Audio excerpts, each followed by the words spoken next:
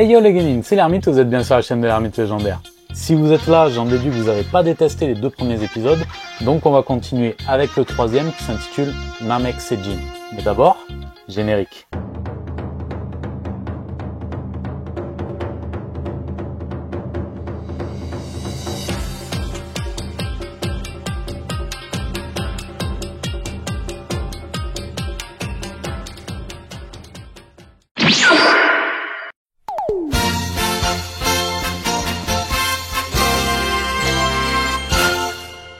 Nous reprenons là où nous en étions restés. Dende est surpris de se trouver face à un Namek qui lui est inconnu et ne peut s'empêcher de lui demander qui il est. Tu ne me connais pas, mais moi je peux ressentir la magie de Saichiro en toi, jeune Namek. Serais-tu l'un de ses enfants? Vous connaissez le grand chef? S'étonne encore Dende. En effet, il fut l'un de mes nombreux frères à quitter le royaume des démons pour se rendre dans le monde extérieur. Cesse donc de raconter ta vie, vieillard. As-tu oublié ce pourquoi nous sommes là? Le coupe abruptement déguesse. Go, emparez-vous de lui, ordonne-t-il aux miliciens en désignant Dende d'un mouvement de tête. Mister Popo s'interpose avant de s'adresser à la troupe qui lui fait face. Vous ne toucherez pas au Tout-Puissant. Déguesse ordonne l'assaut. Popo disparaît alors pour reparaître derrière un milicien.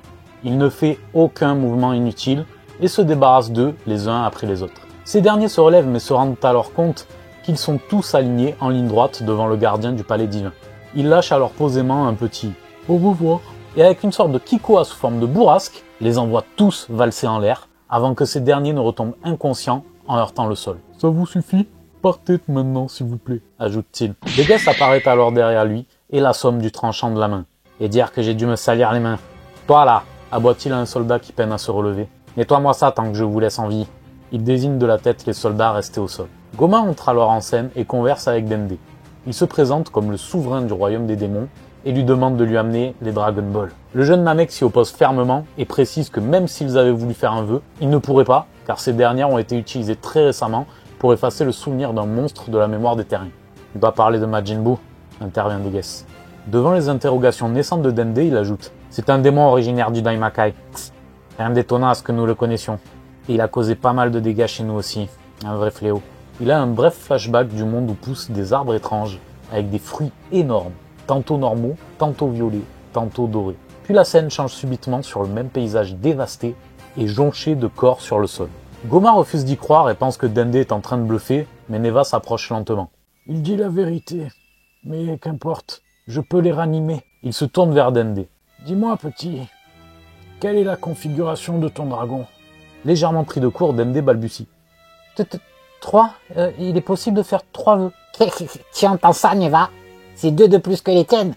Tu es peut-être définitivement trop vieux. Se moque Goma. Vous êtes Neva? S'exclame Dende. Le légendaire Neva, descendant du sorcier dragon Zarama? Oh, il n'avait de dragon que le titre, bien que sa taille n'eût rien à leur envier. Mais c'est bien moi. Il se tourne vers Goma cette fois. Il ne m'était pas impossible de fournir plus de vœux, mais mon pouvoir est bien trop grand et il faudrait déjà parvenir à vaincre mes gardiens. Il y a des limites aux souhaits que les boules de cette planète peuvent exaucer. Sa magie est encore un peu jeune. Il se met à dévisager Dende qui ne peut soutenir longtemps son regard vide. Goma lui dit alors que peu importe du moment qu'il se dépêche d'appeler le dragon. Le vieux Namek s'exécute mais précise qu'ils n'auront que 2 vœux car il a forcé la restauration des Dragon Ball et ces dernières ne disposent pas d'assez de magie pour un 3e souhait. La scène qui suit est relativement similaire à l'anime. Goma demande à ce que les habitants de cette planète qui ont combattu Majin Buu soient rajeunis. Mais alors qu'il s'apprête à formuler son 2e souhait, Déguesse lui passe devant et commence à faire un vœu, mais nous n'entendons pas ce qu'il demande. On switch à la capsule corp où tout le monde est choqué d'avoir subitement rajeuni. C'est alors que Kibitoshin se sépare. Et voilà, c'est fini les genin. Dans cet épisode, pas mal d'échanges entre Dende et Neva. On étoffe le lore en créant des connexions avec Zarama, le créateur des Super Dragon Ball, mais également avec Saichiro, le grand doyen des Namek. J'ai volontairement trouvé une pirouette plus appropriée que le Shenron en mode oui, 3 vœux c'est pour les VIP.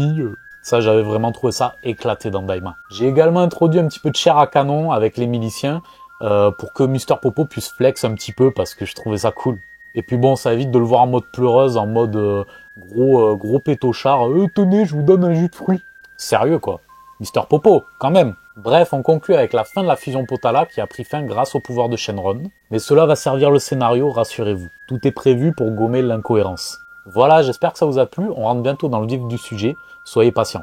Merci d'avoir suivi la vidéo les guenines. Je compte sur vous, les petits pouces en l'air, abonnez-vous, likez, partagez. Et puis je vous dis à très bientôt. Soyez curieux, construisons notre légende. Ciao.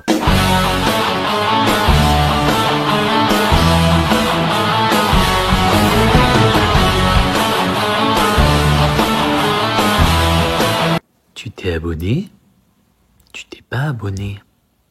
Abonne-toi!